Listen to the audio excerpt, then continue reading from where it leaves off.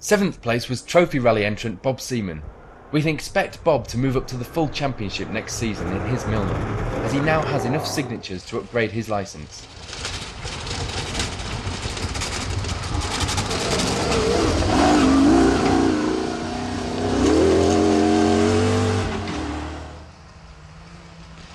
Still going well despite the damage to the car was Tony Coyd in 8th place.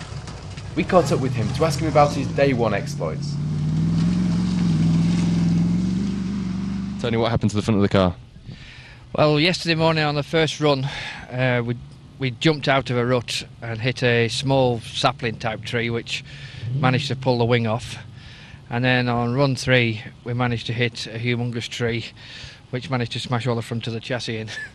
But apart from that, it's been a very good course up until today, where it's starting to get very slippy now. How has it been? There's a lot of ruts out there. Have you struggled with punctures?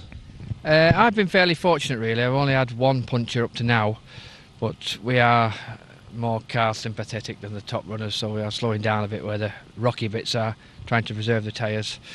But it looks now that I've got one that's going flat here, which I will change before we go out again. Well, we'll catch up with you later in the event. Thanks for talking to us. No problem. Thank you very much. Gary Bartlett in the Milner was trying to keep it steady on day 2, not wanting to make a mistake in the difficult conditions and lose his 9th place. Greg McLeod was lying in 10th after the first run of the day. He joins us now to talk to us about his weekend so far. Well, Greg, we've seen quite a bit of damage on the car so far this weekend. Talk to us about how it's been going out there. Well, I've been collecting a few punches and I've bumped into about 3 trees so far, so all in all I'm having a pretty dodgy weekend. You've reshaped the front of the car, I think. Yeah, and that was my own bumper. It wasn't John's bumper on there, so I'm really cheesed off about that. What's the course like out there? We've seen the ruts and we've seen people coming back with a lot of puncture problems. Yeah, I mean, this morning in particular it's very, very slimy. There's rocks underneath the track, which obviously is causing the puncture problem. And there's a lot of trees around, as I say, to avoid. So it makes for an exciting drive. Following on from his day 1 problems, Dean Sutcliffe was still having problems going into day 2. Dean, that first run didn't seem to go too well. No, currently I've got problems with the filtering. We seem to have picked up some dirt, whether it's out of the jerry can as we're fueling up or whatever. We had a similar problem last run last night. We're doing fairly well up to that point. We've drained all the system down, cleaned all the filters, crossing his fingers this morning, started it up, no problems, got on the start line, pulled away. Just came through the first section of the trees and he started coughing and farting and back spluttering, so we thought rather than risk holding anybody else up, dropped it off the track and here we are again. So we're just got to try and get through the filter system again and try and clean it out and just keep going, and hopefully, touch wood, we'll be back out in the next 10 minutes. What's the course like? It's given some difficult problems to some of the competitors, but you don't seem to have fared too badly on the tyre front. Very slippy, very tight. One mistake and you're a long way down the hillside, you might say. A lot of trees. The main problem is it's rutting out really badly now. A lot of rocks. You've got to be very cautious when you come to rocks. And there's tree roots as well coming through the wood section. You hit one of these tree roots and you're just all over the place. And fair play to some of the boys with the faster machinery. They're doing very, very, very well out there. I'm just glad to be coming home in one piece with all my wings intact. There's been a few, well, sideways motions, but no, we're doing well, keeping on the pace for a small engine. But at the end of the day, you've got to finish to be in it. So that's what we're aiming for, finish for the end of the day. Okay, well, for the rest of the day, good luck, and we hope you sort your problems out. Thank you. As we've seen so often this year on the BCCC, yesterday was a tale of punctures, and today is no different, as Justin Birchall proves quite nicely, coming in off his first run with both his rear tyres punctured.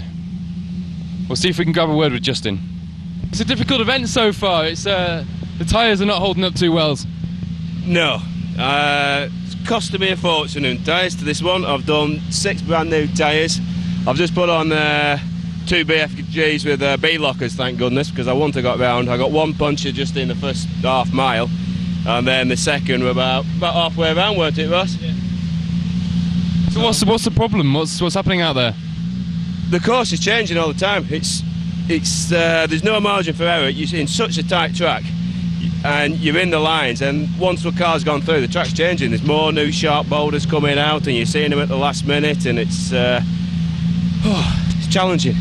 All right, well, good luck for the rest of the day. I hope you solve your tyre demons. Yeah, I think I'm going to put tracks on. I think that's the only thing for this course. All right, we'll speak to you later. All right, cheers.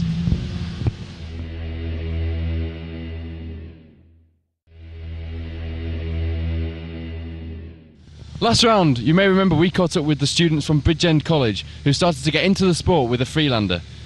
We're here with Tom Seaman, who is making his competitive debut with his father in the Milner R4, Bob Seaman.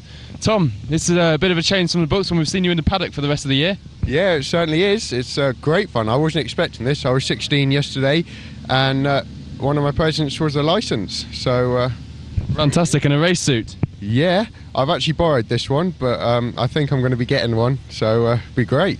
So I hear you're not just going out with your dad, you're going out with Greg as well later. Yep, I've just been out with Greg actually, and that was quite an interesting run. Nearly crashed it a few times, lost a tyre, but it was great fun. So how soon till we see behind the wheels of one of these then? As soon as I'm allowed, which could be a long time. Well, it's great to see the youngsters getting involved with the sport, and I know that's exactly what Marches 4x4 want to try and attract young people, new generations of motorsport fans and enthusiasts to get involved, and Tom's doing just that. So have a great day and we'll catch up with you later. I will, thank you very much. Back to the action now, and over the next 2 runs it would be Tim Dilworth that took the lead, but the margin was only 4 seconds.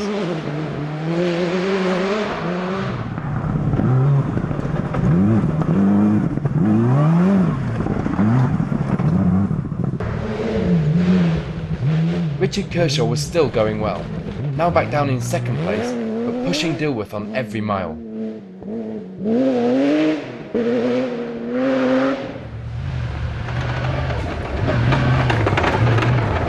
Dan Lofthouse was looking like staying in 3rd place for day 2.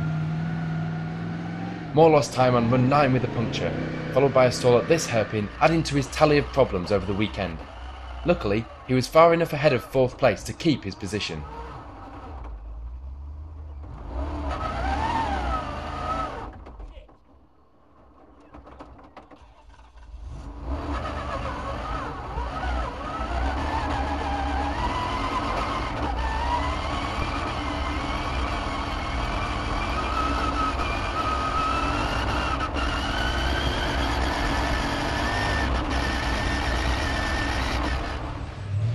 Still going well in 4th place was Steve Smith, and with that many wipers on the car, it looks like he has the right machine for the conditions this weekend.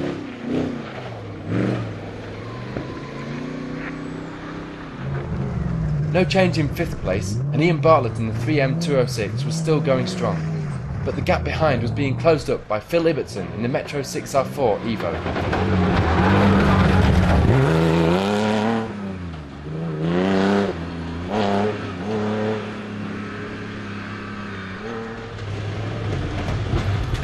For Bob Seaman, he would finish these 2 runs in 7th place, despite problems in run 10, this time caused by another crew. Was there a problem on that run, Bob? Yeah, there's a blockage. James Webb's gone off on a hairpin, but I think he's broken his drive train. He can't reverse the car. He's just been towed out of the way.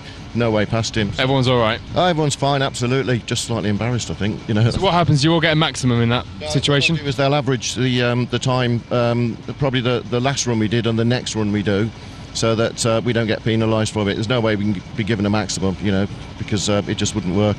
But so it's pretty fair what they do. Works out quite well. Great shame, but you know, that's motor racing. We'll see you in a bit. Cheers.